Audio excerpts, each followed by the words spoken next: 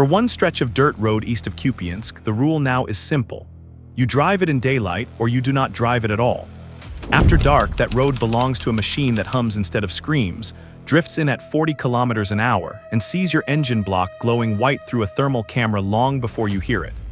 Russian logistics crews call the heavy Ukrainian night bombers by a single nickname, and they plan their whole day around avoiding them. This is how a slow, ugly hexacopter took the night away from an entire supply line.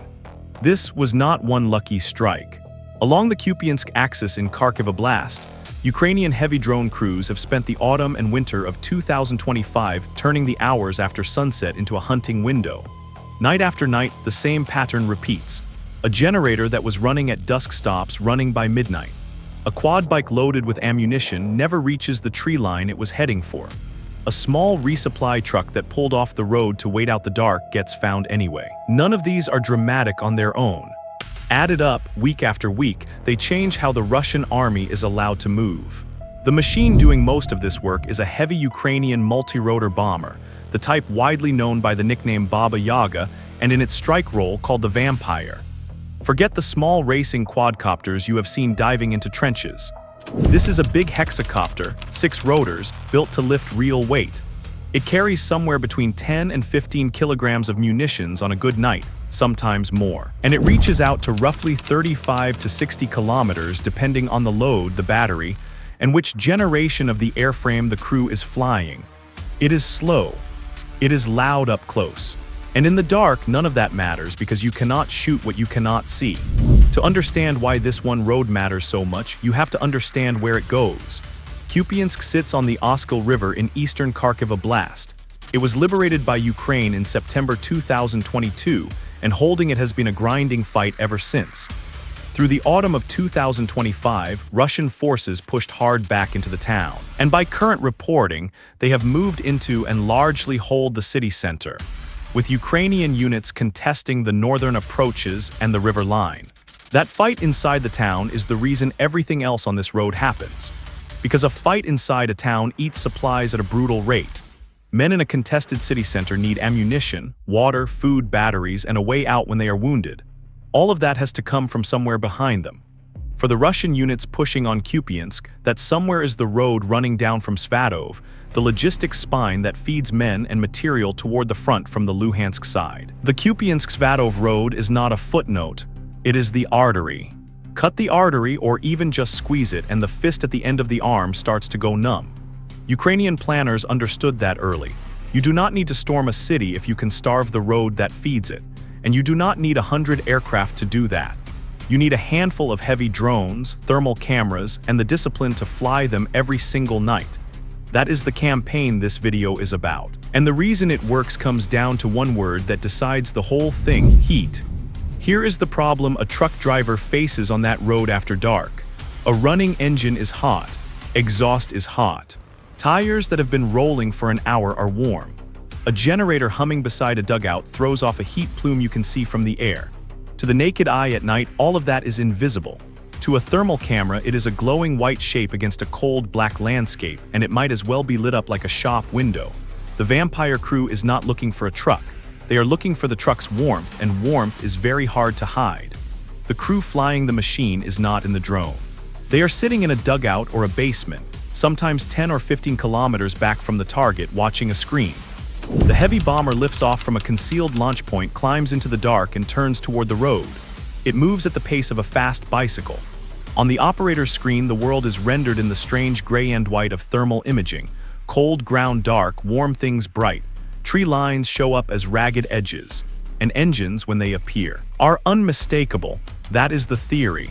The reality is a duel because the Russian side is not sitting still. Over the autumn of 2025, Russian logistics units along this axis adapted, and they adapted intelligently. The first and simplest answer was to stop moving at night at all. If the drone owns the dark, then you drive by day, when your truck is one warm shape among thousands of warm shapes, and when your own reconnaissance drones and air defense have a fighting chance of spotting the slow bomber first. That single decision, made across dozens of units, is itself the story. An army that can only resupply in daylight is an army on a clock. The second answer was jamming. Both sides in this war live and die by the electromagnetic spectrum, and Russian forces blanket key stretches of front with electronic warfare meant to sever the link between drone and operator, or to scramble the satellite navigation the machine uses to know where it is. A heavy bomber that loses its control link can freeze, drift, or drop out of the sky. Ukrainian crews answer with frequency changes, with relay drones that carry the signal further, and increasingly with machines that can hold a heading even when the link stutters. It is a game of move and counter-move that resets every week. The third answer was deception, decoy heat sources, fires lit away from real positions to pull a strike onto empty ground, dummy vehicles, old wrecks left in the open to soak up a munition that costs the Ukrainians time and payload to deliver. Every drop the vampire wastes on a decoy is a drop it does not put on a generator or a truck, so the operator's job is not only to find heat, it is to read the heat, to tell the difference between a running engine and a barrel fire, between a crew and a trick. By roughly 5 weeks into this particular stretch of the campaign, the shape of it was clear to anyone reading the open-source intelligence channels that track this front. The Ukrainian night bombers were not winning the road with one spectacular blow. They were winning it the way water wins against stone, one drop at a time. And the single most important thing they had taken was not a truck or a generator. It was the night itself. That was the real prize. Hold that thought, because it is the whole point, and we will come back to it. Now to a single night on that road, reconstructed from the pattern these operations follow. Call it a night in the deep cold, the kind of eastern Ukrainian dark where the temperature drops well below freezing and the landscape gives up its heat fast, which is exactly the kind of night a thermal operator loves. The colder the ground, the brighter the target. The crew is a small one. An operator on the controls, a commander reading the wider picture, and support handling the launch and the munitions. Their machine is a heavy hexacopter with a thermal camera slung under the nose and a rack of munitions ready to release. The mission is not glamorous. It is interdiction. Get over the resupply corridor, find whatever the Russians are trying to move or run under the cover of dark and take it off the board. Deny the road. Make tomorrow harder than today. Reconnaissance came first, and it came from other machines. Long before the bomber lifted off, smaller Ukrainian drones and watchers had been building a picture of where the Russians pooled their vehicles, where the tree lines hid dugouts, where generators ran, where a quad-bike track cut across open ground toward a forward position. Intelligence like this is not one photograph. It is days of watching, layered up until the operators know the road better than the men driving it. They know which pull-off looks empty but is used every night. They know where the warmth tends to gather. The bomber lifts off in silence or close to it. The crew's first job is simply to get it over the corridor without losing the link to jamming and without being spotted on the way in. Minutes pass. On the screen, the road unspools underneath, a cold ribbon between darker fields. The operator is not rushing. A heavy bomber has endurance to spare compared to a racing quad, and the whole advantage of this platform is patience. You loiter, you wait for the heat to show itself, and then it does. Off the road. Tucked against a tree line where the branches were supposed to hide it, a shape glows. An engine block warm, unmistakable against the frozen field. A light vehicle, exactly the kind of small, fast transport the Russians lean on when the trucks are too dangerous to risk. Its crew had done everything the new rules told them to do. They had waited for dark, they had pulled off the road, they had parked in cover. Every one of those decisions was smart. Not one of them hid the heat. The operator does not dive. That is not how this works. The heavy bomber slides into position above the target. The commander confirms, and the machine settles into the release. On the screen, the world narrows to that one glowing shape. The first munition drops away, falling through the dark, and the operator watches its fall the way a person watches a coin drop into a well, waiting for the moment it lands. The first hit throws a bloom of white across the thermal screen, heat where a second ago there was cold. The vehicle's warm shape distorts, brightens, and then the whole frame washes out as the fuel and whatever it was carrying catches. The tree line that was meant to hide it now lights it up. From the operator's dugout, kilometers away, there is no sound, no flash, just a shape on a screen turning from a target into a fire. The crew of that vehicle did not get clear. In the register of this war, that is a single line. They did not survive the strike. What matters to the operators is the machine, the load, and the fact that whatever it was carrying will never reach the position it was heading for. One less resupply. One more gap on the Russian side of the ledger. But a single vehicle was rarely the whole night's work. And this is where the heavy bomber earns its reputation. With payload still on the rack, the crew does not turn for home. They loiter and they hunt. A generator running to keep a dugout warm and its radios alive shows up as a steady heat source that does not move, and a heat source that does not move is the easiest target of all. A second munition goes down. The glow of the generator dies out on the screen. In one dugout somewhere along that road, the lights and the heat and the radios all go dark at once. That is the thing about this platform that the small drones cannot match. A racing quad is one shot, one target, one death dive. A heavy bomber loiters, carries several munitions, and works a whole stretch of road in a single sortie. Over the autumn of 2025, Ukrainian night crews on this axis used that endurance to pick apart exactly the kind of small, dispersed logistics that keep a contested town supplied. Light vehicles, quad bikes, generators, and even the tracked and wheeled ground robots the Russians increasingly used to haul supplies forward when the road itself is too hot for men.